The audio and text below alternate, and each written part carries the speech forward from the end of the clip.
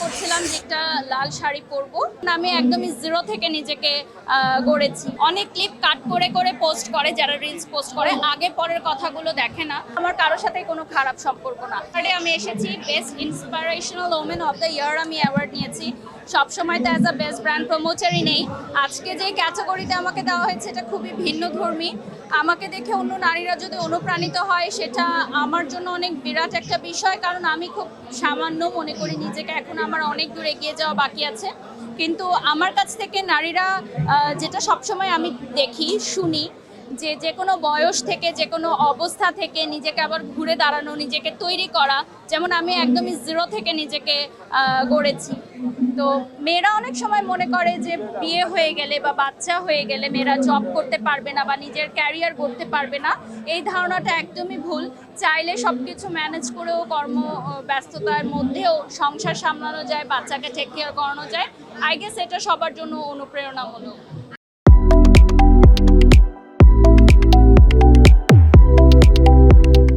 আমি বেশ কয়েকদিন ধরে প্ল্যান করছিলাম যে একটা লাল শাড়ি পরবো। তো আমার অডিয়েন্সরা অনেক পছন্দ করে আমাকে শাড়িতে দেখতে। তো ভাবলাম যে এই জন্য অ্যাওয়ার্ড ফাংশন একটু করি। আজকে আমার শাড়িটা আনজারা থেকে আমি নিয়েছি, আর আমার জুয়েলারিটা আজকে আমি একটা ডায়মন্ডের জুয়েলারি পরেছি, যেহেতু আমি ডায়মন্ড কর্নারের ব্র্যান্ড অ্যাম্বাসেডার। সো বিশ্বব্যাপী আমি ডায়মন্ড কর্নার প্রচার প্রসার করি। তো ওদেরই একটা লেটেস্ট জুয়েলারি সেট আমি পরেছি, এটা ডায়মন্ডের। বাট প্লিজ কেউ প্রাইস জিজ্ঞাসা করবেন না, আমি প্রাইস জানি না। এই বিষয়টা আমি ফেসবুকে ক্লিয়ার করেছি। আই গেস গণমাধ্যমে কথাগুলো বারবার না বলাই উচিত। যেগুলো মানুষ ফেসবুক থেকে জেনে ফেলে আসলে ফেসবুকেই জানুক। যেগুলো ফেসবুকে আমরা বলতে পারি না সেগুলো আমরা এখানে বলি গণমাধ্যমে। ছিলেন আসলে হয় কি, অনেক ক্লিপ কাট করে করে পোস্ট করে, যারা রিলস পোস্ট করে, আগে পরের কথাগুলো দেখে না। তো সেক্ষেত্রে ভুল ধারণা হতেই পারে, ওটা আবার ভেঙেও যায়। তো এইভাবেই জীবন চলছে, জীবনের গতিতে। কিছু বিষয়ে আসলে আমি কথা বলাই পছন্দ করি না, কারণ কিছু কিছু টপিক থাকে যেগুলোতে আসলে নীরবতাই পালন করতে হয়। যেগুলোর সাথে যদি আপনি প্রতি উত্তর দিতে চান তাহলে আপনি আপনার ব্যক্তিত্ব ধরে রাখতে পারবেন না। তো আমার কাছে মনে হয় নীরবতাই শ্রেষ্ঠ একটা মানে আমার মনে হয় কিছু কিছু বিষয় নীরবতা পালন করাই শ্রেষ্ঠ।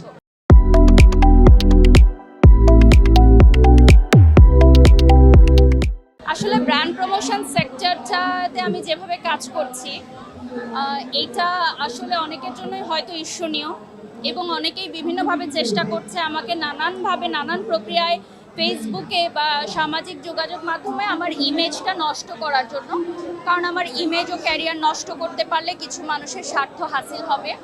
কিন্তু আসলে ভুলে গেলে চলবে না যে একটা ক্যারিয়ার বা একটা ব্যক্তিত্ব অনেক বছরের সাধনার পর তৈরি হয়।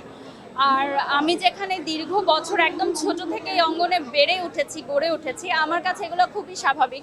এগুলো কীভাবে হ্যান্ডেল করতে হয়, এগুলো কীভাবে ট্যাকেল করতে হয়, আমি আমার সিনিয়রদের কাছ থেকে শিখেছি, দেখেছি, পরামর্শ নিয়েছি।